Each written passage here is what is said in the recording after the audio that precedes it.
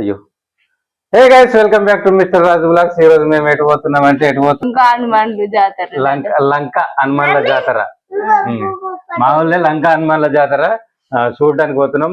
నా లైఫ్ లో first time, నేను కూడా ఎప్పుడు చూడలేను. ఇప్పుడు పోతున్నాం. ఓకే, మొత్తం అక్కడ ఏమేమి ఉంటాయో ఏమేమి ఉండయో చూపిస్తా. ఓకేనా? ఏమంటారు నీకు? లంక హనుమాన్ల జాతర, లంక హనుమాన్ల జాతర. ఓకే, సో ఇక మా మేడం కూడా ఫస్ట్ టైమే, నేను కూడా ఫస్ట్ టైమే, మా పిల్లలు కూడా ఫస్ట్ టైమే.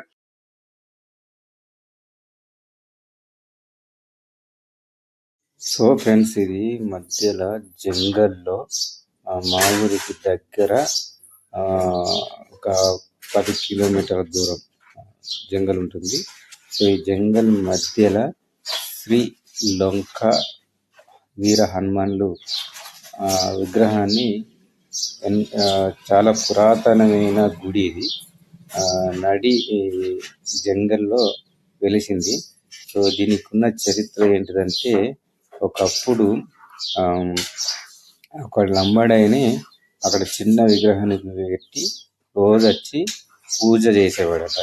సో అట్లా పూజ చేస్తూ చేస్తూ చేస్తూ జనాలకు ఇక్కడ వీర హనుమాన్లు ఉన్నారు అని చెప్పేసి జనాలకు తెలిసిన తర్వాత, కొన్ని వందల సంవత్సరాల ఏళ్ళ తర్వాత అప్డేట్ అంటే జనాలు అప్డేట్ అయిన ఎట్లా అప్డేట్ అయితే అట్లా ఇక్కడ జాతర అనేది కొనసాగించడం జరిగింది ఆనవాయితీగా.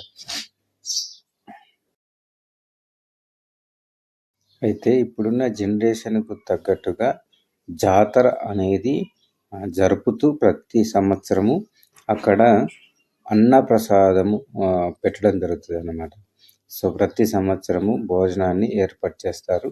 ఇక్కడ దేవుడి దగ్గరికి వచ్చి, అంటే ఈ దేవుడి దగ్గరికి రావాలంటే మా ఊరి సైడ్ నుంచి కొండలు, అన్ని చెట్లు, ఆవులు అన్నీ దిగుకుంటూ వెళ్తే అక్కడ దేవుడు వస్తుంది. సో వేరే రూట్లో పోతే రూట్ కూడా మంచిగానే ఉంది. సో బెస్ట్ ఉన్నది. మళ్ళీ తిరిగి ఒకసారి పోయి చూసి వచ్చిన.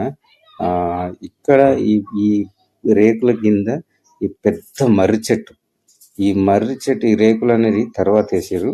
ఈ మర్రి చెట్టు అనేది ఒక పురాతనమైన మర్రి చెట్టు. దానికి దగ్గర దగ్గర ఒక 100 చరిత్రలు ఉన్న మర్రి చెట్టు. అది మనం ఊహించలేని, అది భూమి పుట్టిన మర్రి చెట్టు అని నేనైతే అనుకుంటా. సో ఈ మర్రి చెట్టు కింద శ్రీ లంకాల వీర హనుమాన్లు వెలిసిరు. సో వెలిసిన తర్వాత దాన్ని ప్రతి ఒక్కళ్ళు ఆనవాయితీగా తీసుకొని, నూకల మర్రి వాళ్ళు ఎక్కువ దీని మీద ఫోకస్ పెట్టి, వాళ్ళు జాతర లాగా వాళ్ళు లంక వీర హనుమాన్లు ఏది కోరుకుంటే అది ప్రసాదింపజేస్తున్నాడు కాబట్టి వాళ్ళు ప్రత్యేక పూజలు చేస్తూ ప్రతి సంవత్సరము అక్కడికి వచ్చిన జనాలకు, పబ్లిక్కు ఆహారం అందిస్తూ అన్నప్రసాదం చేస్తారు.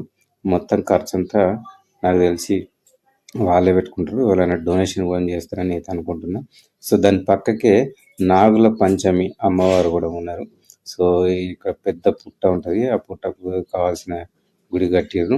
అక్కడ కూడా మంచి నాగుల పంచమి నాడు కొంతమంది తెలిసిన వాళ్ళు పోయి అక్కడ పాలు వస్తారు. సో ఇక ప్రత్యేకమైనది ఏంటంటే, ఈడ శ్రీ హనుమాన్ల వారి గుడి నిలవడమే ఒక ప్రత్యేకత. అక్కడికి పోయిన ప్రతి ఒక్కరు ముడుపులు కట్టుకుంటూ వారి వారి యొక్క మొక్కులను, కోరికలను కోరుకొని తీర్చాలని వీర హనుమాన్ల గారికి సమర్పిస్తూ ఉంటారు. సో ఇక్కడ ప్రత్యేకించి ఒక పూజారి కూడా ఉంటాడు. అప్పుడప్పుడు వచ్చి పూజలు చేసిపోతూ ఉంటాడు.